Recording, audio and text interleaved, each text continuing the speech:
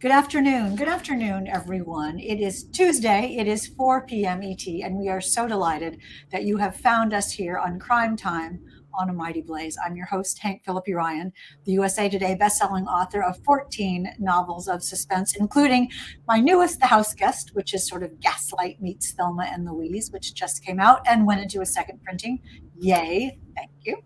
Also, I want you to know that I made my deadline. Just as we were talking about last week, I made my deadline and book 15 is in and getting edited. So, yay. So that's wonderful. That is my latest news. And let me tell you that we are here today to talk with Ren DeStefano. Oh my golly, you all, this book, How I'll Kill You, which again, title alone is pretty amazing. And I also want to show you this very cool font, the typeface of the title page, which is amazing. I have never seen anything like that, I think. And just Ren's voice is astonishing, and you will hear more about that in a minute. I adored this book. It is riveting and sinister and heartbreaking. Hi, Shannon Hansen. So great that you are here.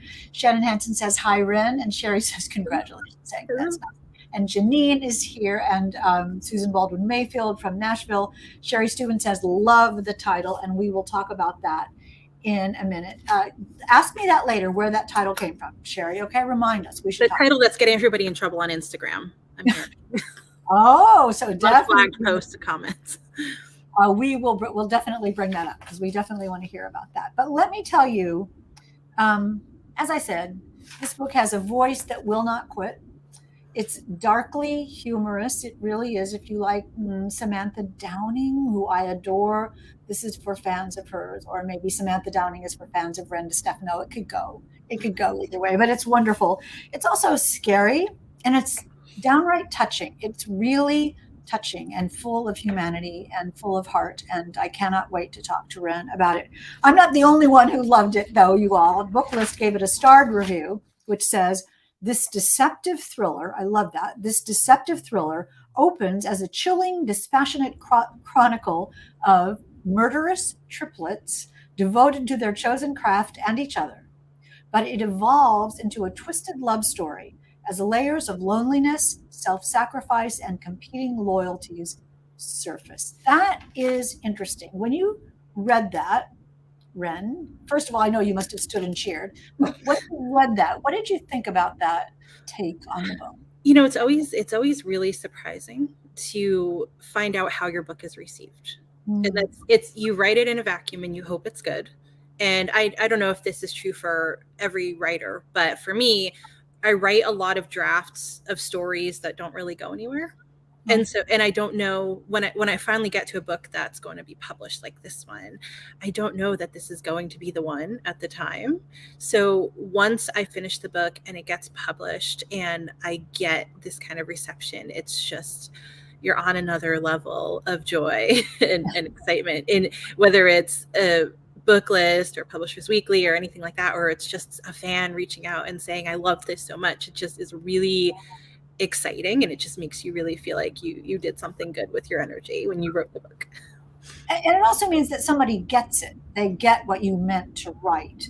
And I always feel apprehensive about that, because I know what it means, but I wonder if readers, when they take it in and transform it in their brains, whether they'll get what I'm trying to say or something totally else, which might be equally good.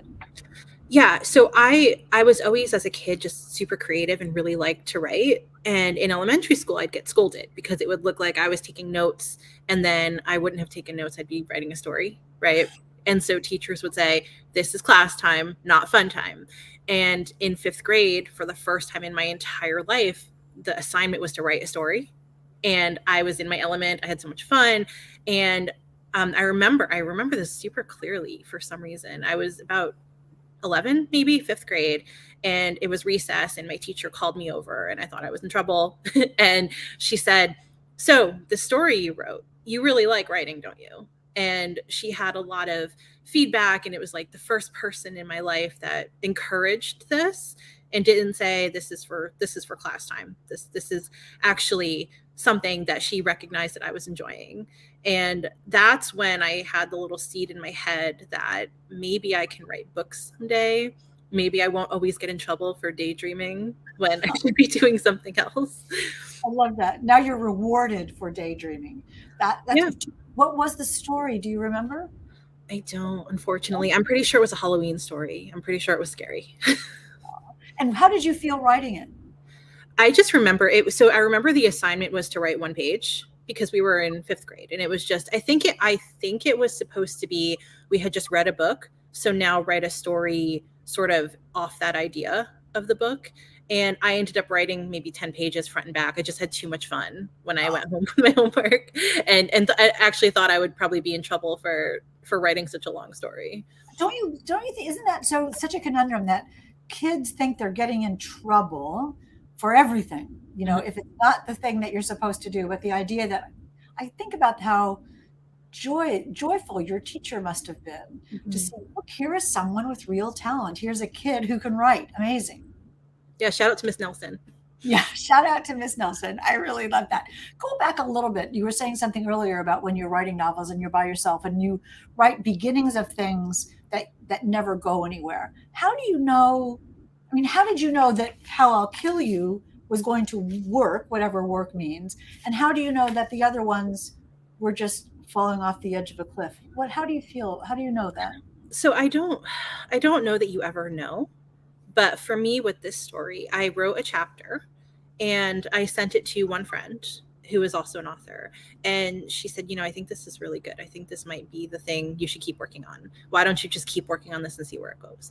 And I found myself waking up in the morning just really excited, really, really wanting to work on this and having a blast. And I got about halfway through and I realized here I am at the middle and I have all these plans for how I would like this to end. And I'm going to be so disappointed if nobody reads this, if I can't sell this, if I can't publish this book. I think I'll actually be really sad and really disappointed to put this away.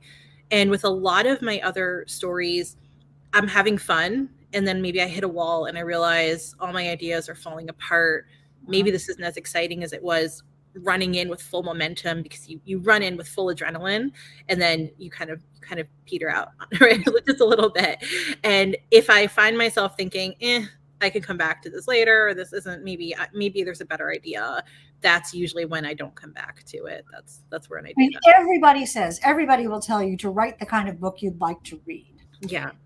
And that passion, that love will come through onto the page, and the readers will be as enthusiastic as you are. And you can really feel this in this book. I mean, there is just so burbling and bubbling under the surface, with so many possibilities. And I want to talk to you about that in a minute. Let me thank you for coming. Let me just tell everyone, if you're just arriving, Diane Dix has made it.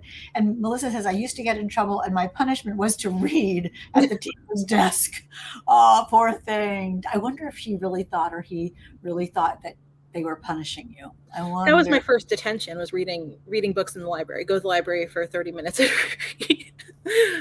Yay. I know my sister and I used to get sent away from the table. Go up to your room. We'd like, yes, that's exactly what we wanted to do. So I wonder if they were actually doing it on purpose.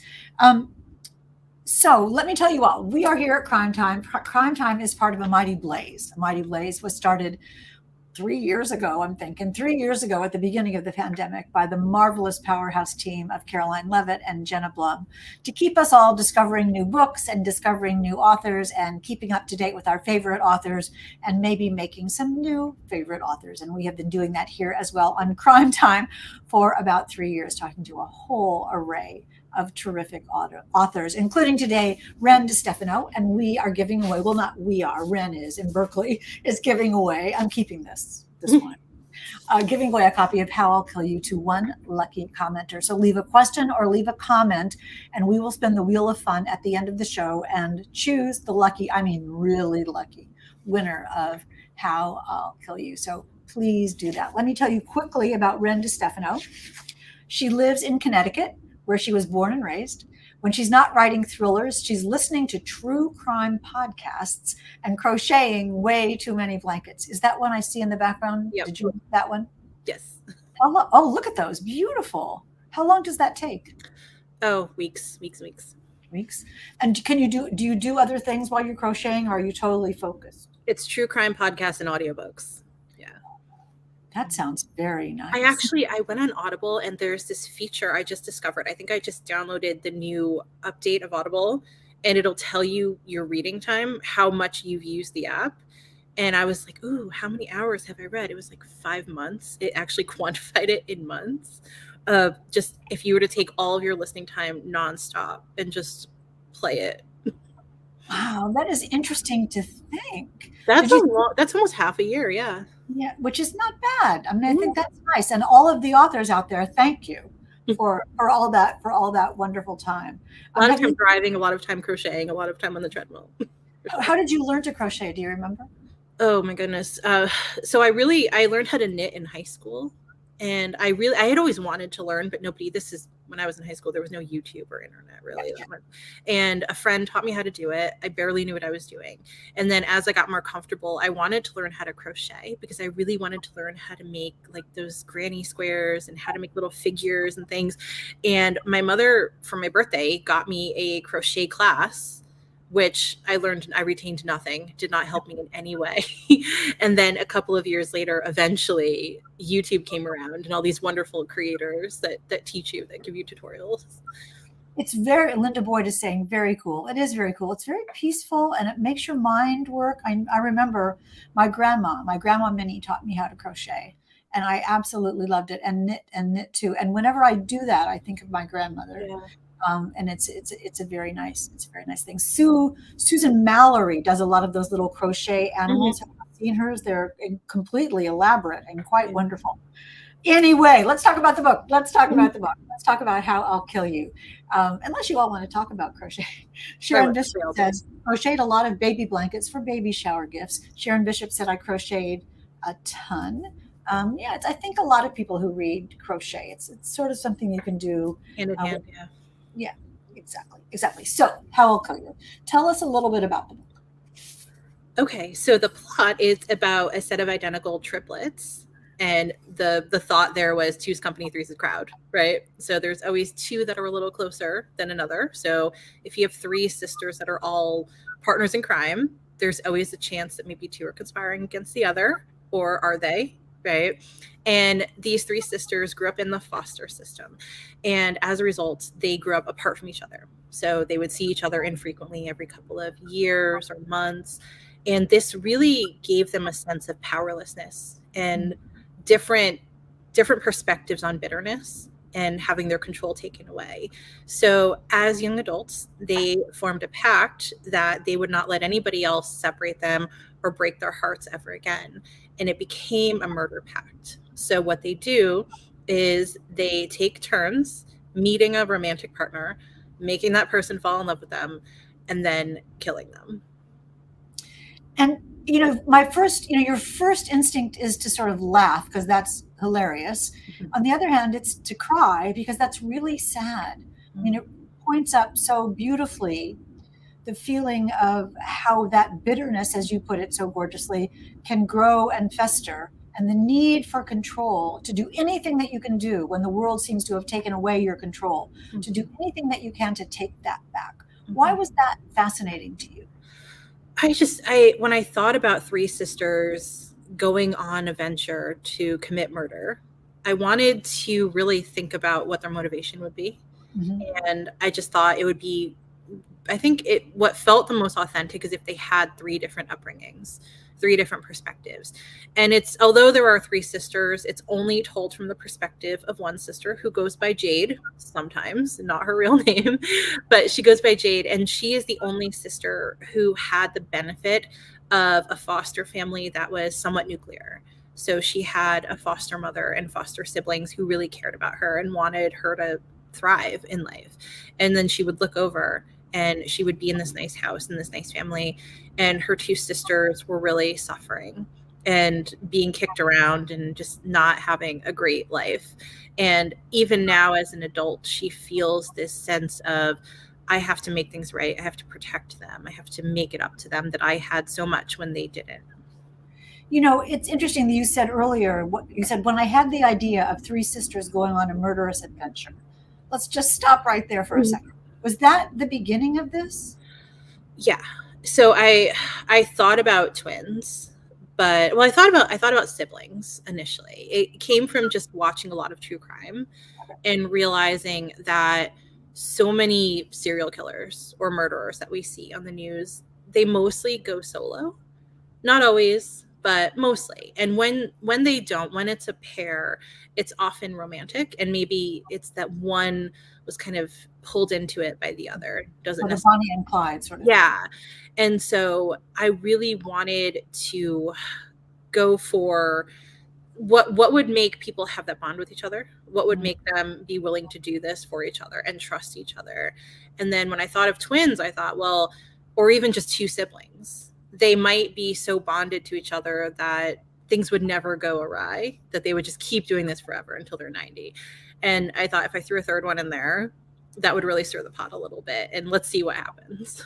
Do you remember the moment that you thought, ooh, triplets, that'll work?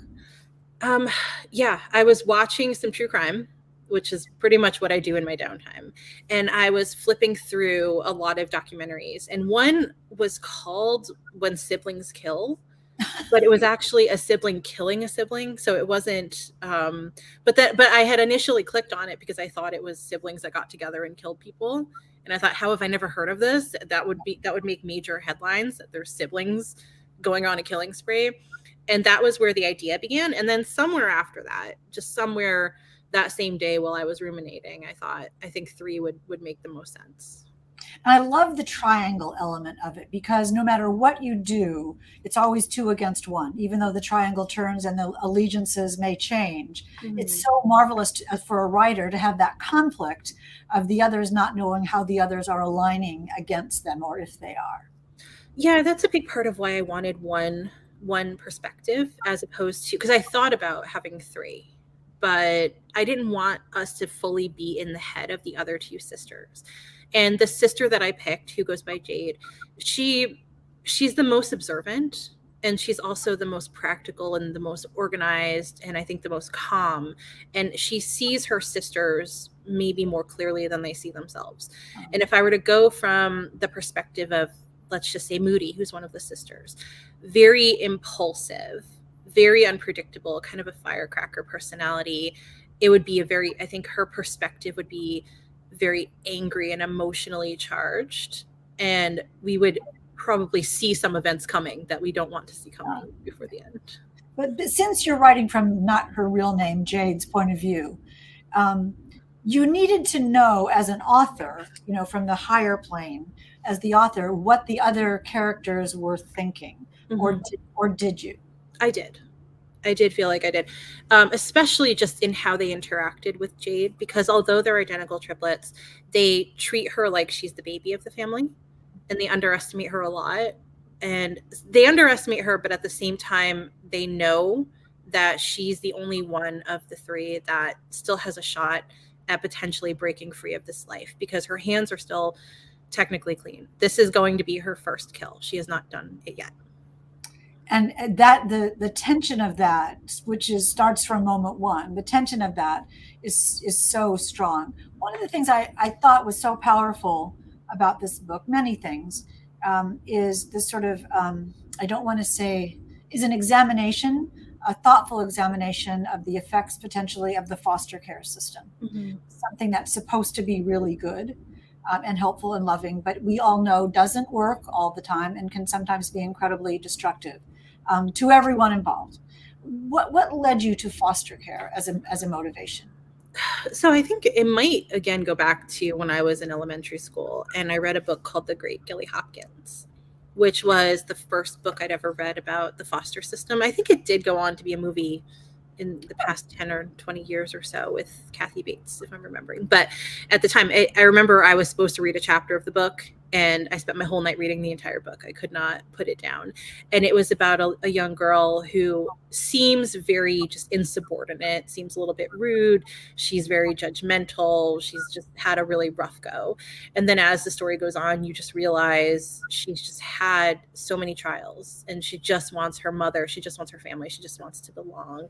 And that really, I think, put the seed in my head of the foster system. And as an adult, seeing a lot of my friends foster children and speaking with a lot of people who've been through the system, there's no universal experience.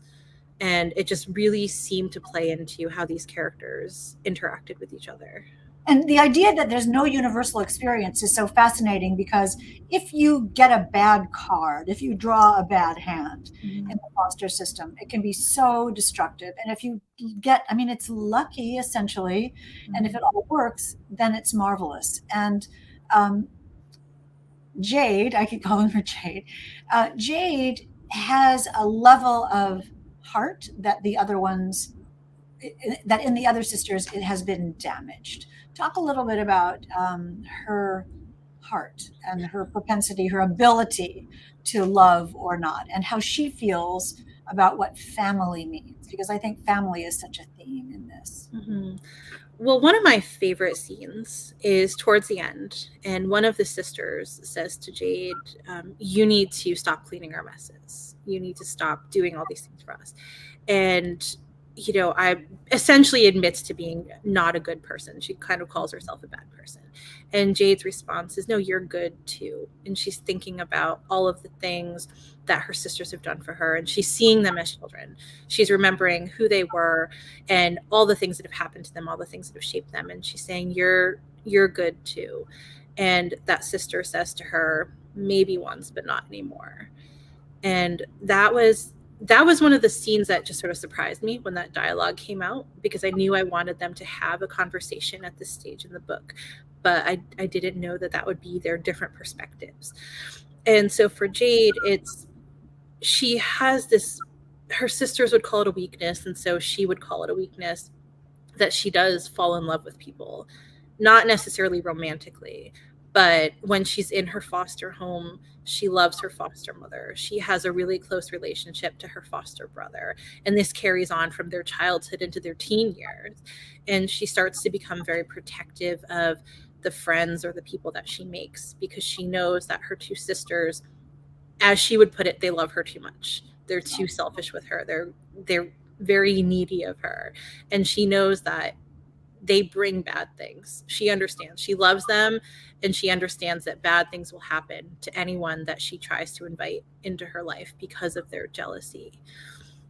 I mean, you can see, well, how it doesn't sound like your typical thriller, does it? It sounds like something with real heart and real thought, and that is what Ren does so gorgeously in How I'll Kill You. But there is some violence in this, Sure. Not really for the faint of heart in some of it. Talk a little bit about that, and how you decided to balance the actual murders that take place, more I will not say, with, or have taken place, with not, with the balance of the book, I guess, is what I'm babbling about. There's a lot of suspicious Google searches on my computer. I think just having to learn a lot. But everything Jade does, is an act of trying to protect somebody or care for somebody. And so her role as among her sisters is she's the one who cleans up the messes. They go off and they kill their boyfriends, however they do it. One has a propensity to do it kind of, with a garrote, or, in a sort of clean and efficient way. The other is very reckless and just goes at it with a knife, just makes a huge mess. And so a lot of research had to be done into how to clean that up, right? and not in the obvious ways. And also kind of debunking some of the ways that people would get caught cleaning up something like that. So don't just go buy a bucket of acid, for example. But everything she does, the fact that she's on her hands and knees with a toothbrush scrubbing the tile grout, it's because she loves her sisters and she doesn't want them to get caught. She doesn't want anything bad to happen to them. And even when she picks her target, who is a young man her own age named Edison, when she picks him, their relationship is starting to bloom. It's love at first sight, essentially. He's falling in love with her, and she's thinking, well, I have to bury him somewhere nice.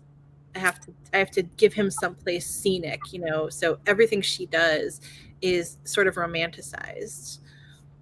I mean, it's interesting because the way you've written it is so multi-layered, because it has this romance quality, this boy meets girl quality, and the girl falls in love and she sees him across the crowded room and she knows he's the one and he feels the same way and all this kind of stuff. But we know, because we've read the first chapter and the first page, that he's the prey, he's the target, he's going to be the victim. And her sisters are, urging her on about this. And she has this, and we're talking about How I'll Kill You by Ren DeStefano, you all, if this doesn't sound amazing. And she's having this inner battle of her own about she's going to do this and prove herself to her sisters who love her, or she's not going to do it and she'll fail.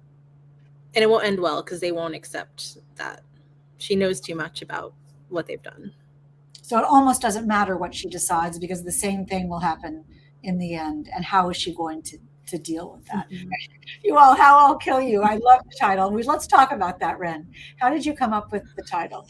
I think it just kind of floated into my head when I was halfway through. I think when it started to feel like a real book at some point, a few chapters in, and I came up with the idea and I pitched it to a couple of people, and the responses were either, oh, I love that, it's a great title, or no, it's a little too much. It's, but when we sent it off to publishers to try to get somebody to want to publish this book, that's just the title we went with.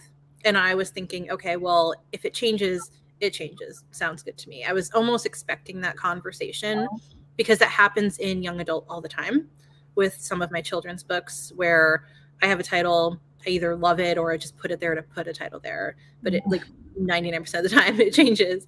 And I was expecting it, but that conversation just never happened. And we just went with this title, which we later learned that you can't just be on Instagram saying How I'll Kill You without getting flagged. So a lot of my early posts got reported, got removed. And they're thinking it's instructive. Yeah, I guess it just, I don't know how they determine what gets pulled and what doesn't, but it didn't pass the check either way. So we have kind of been just going by the initials to get around that, promote the book. Yeah. I'm thinking that's hikey. Yeah. Okay, fine, good. Yes. Well, now you know when you know the inside scoop when you see this on Instagram. When you see HIKY, that's why. That's great. That's great. That's the secret stuff that you would never know. You would completely never know that. You were saying when you were in YA world, what made you switch or add to thrillers to your resume after being so successful in YA? It was really just, I always wanted to write adult. So back in 2008, when I was initially getting started, which I can't believe that that's so long ago. Feels like it was so long ago. But I was writing adult books. And at the time, I had just graduated college. So I was trying to mimic, I think, a lot of what I'd read in college. And one of my favorite books, well, I'm trying to think. I was reading a lot of T.S. Eliot, a lot of poetry. And I was trying to write these kind of stream of consciousness adult books similar to maybe a lot of Margaret Atwood too. She had written a book called Surfacing, which I loved and felt really heavily influenced by. And I wasn't writing anything marketable. I think I was just trying to figure out what my voice was. And so when I wrote my debut YA novel in 2010, which came out in 2011, I think I was writing it as an adult book. I think I didn't realize that it was a young adult book until we actually sold it. But in the back of my head, I always thought, okay, someday I'll find my adult book. And I don't think at that time in 2008, 2010, I was even thinking thriller because the true crime podcast industry didn't exist the way it does.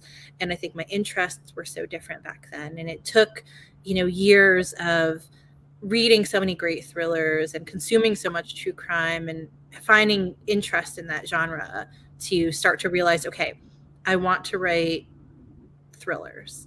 Now what? and then it was a matter of trying to figure out what kind of thriller I wanted to write. And what would you call this? Psychological suspense? Familial suspense? I would probably call it just a love story / thriller. Because I think if you tell it from the perspective of her would-be victim, it's a love story. He does not know what's in her head. The only thing that's scary about this book is really what's in her head. Because it's wonderful that you say that. I'm sorry to interrupt you, but that is what I do. Forgive me. But I think what you just said is so brilliant. For him, it's a love story. And we know for him it's a love story. As readers, we know, and we feel bad for Edison because we know, little does he know. And that's one of the most fun parts of reading the book. all these, when she shows up, all these bad things start happening. They pick this little town where nothing ever happens. There's no security cameras, barely a police department. It just, people leave their doors unlocked. Nobody goes missing. Nobody really gets killed. And unless it's maybe an accident, there's not a lot of murder or crime. And then these little bad things start happening, and he becomes protective of her. And in her head, she knows she and her sisters are the cause. They're the cause of everything bad that started to happen in this town. It's all this kind of chaos that's building to a climax, the whole story. And from his perspective, it just very much is a love story. It's almost sickeningly sweet, right? He's the perfect person. They're in love. They're going to the carnival. And meanwhile, in her head, she's thinking about how she's going to end his life. Do you listen to music while you're writing this? Sometimes, yeah. Do you enjoy that? Does that put you in the mood of it, or does it distract you? I think a lot of the time I'm listening to some music, a lot of 80s pop, just a lot of just stuff that gets you kind of wanting to dance, things like that, go for like a little walk or go for a drive. And then when I sit down, once I've kind of had that charge, I really need quiet. Yeah. I have to have quiet too. If anybody, there can't be music. It's really distracting to me. Although I know some of our colleagues have playlists and it's a big deal and they make the playlist for the book. And I love how different it is. I love how different it is for each of us.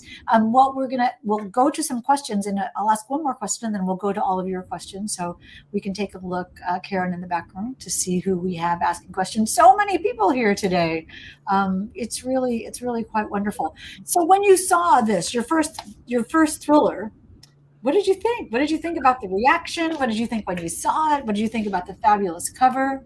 I love the cover. I do. I love that it's pink too. I just really like the cool, I guess it's warm. I don't know my tones. Is it cool tones, warm tones? Maybe warm. Interesting. I think this is warm. You all vote in the, I think. Probably warm. But I also think, again, it's almost like how her target sees her, just like pretty pink. I really loved the handwritten in the inner page. And I think we initially talked about making that on the cover.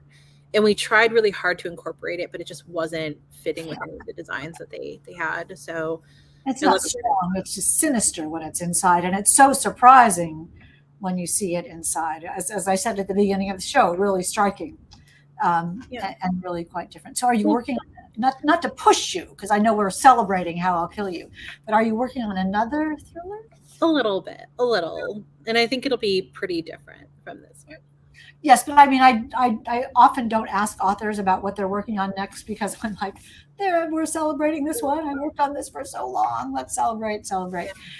Let's take some questions from our wonderful audience. And did I forget to say, no, I didn't. We're giving away, not us, but wonderful Berkeley and Ren are giving away a copy of How I'll Kill You. We'll spin the wheel of fun, as you know, in about 3 minutes. But let me just say, here's Renee. Welcome, Renee. How long did it take you to write How I'll Kill You? How long did it take you to get it published? Okay, so this is a question that my agent and I get a lot about my books, and I tend to be a really fast writer. So it took me about 5 years to come up with the idea. So 5 years of just writing things. No, that's not the one, throwing it away, even writing entire books and then realizing it's just not the way. So when I had this idea, I think I was at the end of I was exhausted, right? I had written so many books and I wanted to know so badly if this one was a viable idea that I wrote just in huge hour-long sessions every single day. And I finished it in about 2 months. 2 months? 2 months. Oh my golly, that is, and I see why you prefaced that answer with why you did it at the speed of, faster than the speed of light, I think. Was that fun though? It must have been like amazing to have. It was really fun. Yeah. That's great. And then did it sell instantly? Yeah. It was very surprising. Everything happened very, very quickly. Yeah. I think within, I want to say 2 days. I'm not entirely sure, but I think it was 2 days. I mean, you acknowledge that in your acknowledgments, which I really noticed. It says, this story is the light at the end of a very long and very dark tunnel. Mm-hmm. Is that how you felt? Yeah, for sure. And you were saying that it was long, took a long time to get. It took a long time to get to. Yeah, once I had it, I was ready to go. I'm in the I need a new idea stage. And so when I read when I heard you say it took 5 years to come up with an idea, I thought, oh, please, I don't have 5 years anytime now. So that search for the idea is such a critical point It's a in part of it. everything. Yeah. It's really a part of it. A And lot of things I wrote that definitely that weren't the one. but that, see, I think that's cool so cool that I tried, but it's not it. Like a stone that you plop into a pond and it leaves no ripples. It just Well, sinks. I've seen in myself and I've seen in other writers that if you cling to an idea that's just not taking, it's going to stop you from finding your next idea. Can we write that down? If you cling to an idea that's just not taking, it's going to stop you from finding your next idea. Thank you. You have just saved a lot of people a lot of trouble. All right. I'm sorry, Karen. I talked over a question. Imagine that. Let's put up another question for Ren. Well, I think she asked how I get my character names. Oh, yeah. Thank you. So this one was actually really hard because everybody had basically two names. So the three sisters, the names that they call each other, Sissy is the protagonist, who also goes by Jade, because Jade is the name she uses to deceive everybody. And then her sister Moody and her sister Iris. And these are all names that they chose for themselves. So it was a little difficult to come up with their aliases. But at the end of the book, at the tail end of the book, you find out what their real names are. And their real names are just so different from the energy you get from the nicknames. And so I'm sorry? No, I was just going to give you applause for the name Moody, which is just the best name. That might be my favorite. Yeah, Moody and that was her personality too. Yeah. Just very moody, turns on a dime. Iris was named after a deadly flower. And I would say that's very much her personality too. Just very pretty, seems very serene, but she will kill you. Did you know their real names before you got to the end? So about halfway through, I realized Sissy's real name, Sissy, aka Jade, because she also goes by Jade. I realized her real name, and I won't spoil it, but it's so different. It's a different mood, and I think it actually is it actually is reflective of, I think, who she would have been if she hadn't been in this life that she got pulled into. I love that. We are running out of time. Well, we should. Is there one more question? I know we have many more questions. What are some podcasts? I love this, Sherry. What a great idea. What are some podcast recommendations? So Stephanie Harlow.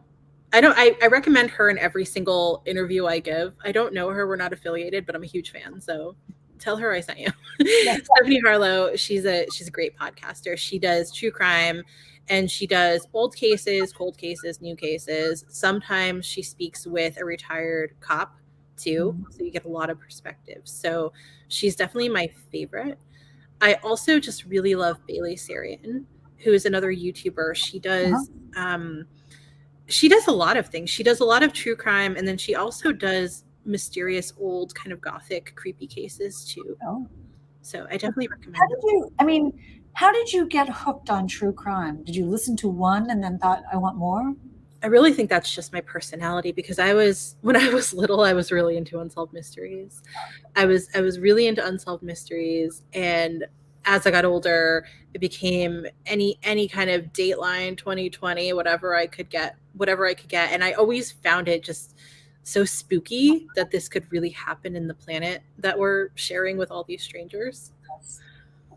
And I also love in true crime podcasts and in Dateline in 2020, those kinds of things.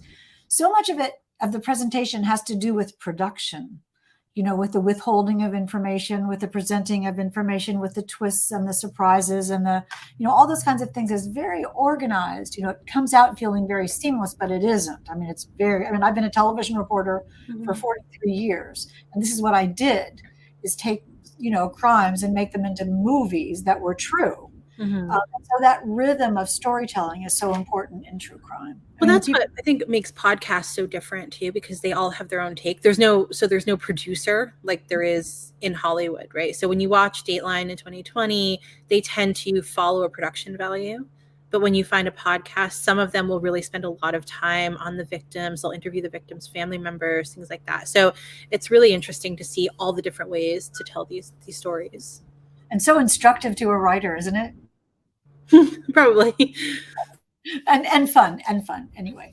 So we are running out of time, Ren. My golly, you are marvelous. You're completely amazing. I'm going to sneeze any minute now, so let's spin the wheel of fun to see who will win a copy of How I'll Kill You. And these are all the people who are here today. That is so marvelous. Thank you all for coming. And the winner is, oh, we can't win. This is Karen in the back room who wants the book for herself. We'll get you one. Shows you at least that it's random and it's just spinning randomly. So we will spin one more time to see who actually wins. And we'll try it again and see the winner is Melissa T. Yay. Hooray, Melissa T. I'm so glad that you're here today. Are you new, Melissa? That's great. I'm not sure if I've seen your name before. If I have, I'm sorry. If I haven't, yay. We're so glad that a new member of the Crime Time team is here today and will win a copy of How I'll Kill You. You'll get instructions about how to contact me, and we will get you a copy of this marvelous book. Ren, this is chilling and dark and original and absolutely immersive and riveting. Thank you for talking with us about this today. Thank you so much for having me. And if I didn't answer anybody's questions, I know there were probably more than we could get to. You can find me on Instagram at Ren DeStefano author. So you can ask me in the comments of my latest post, and I'll definitely make sure I read that. Oh, that's great. Good idea. Thank you. Before you go, let me just tell all of you in the audience that next Tuesday at 4 p.m. ET here on Crime Time, we will have, look at that. Oh, Lisa Catalini. Oh, right. That's my mother's favorite author. Have your mom come and chat with Lisa Scottolini. We will have Lisa Scottolini, whose new book, Loyalty, is completely brilliant, historical it's about family, a real family, several real families, fictional real families, and the rise of the mafia in Sicily. It is absolutely immersive historical and a tour de force by Lisa Scottolini. On the cover, Kristen Hanna says on the cover, powerful, poignant, unputdownable. Loyalty by Lisa Scottolini. And we will get the scoop from Lisa herself right here. Who's this? This is Cecil. This is who? Cecil. Cecil. Cecil is saying, Mom, it's time to go. And we will say, Cecil, you are right. Ren, thank you. Thank you all so much for coming today. Thank you for coming to Crime Time every week at 4 p.m. ET. We will see you next week at this very same time. Until then, remember, it is always safe inside a book. And we will see you next time. Love you. Bye.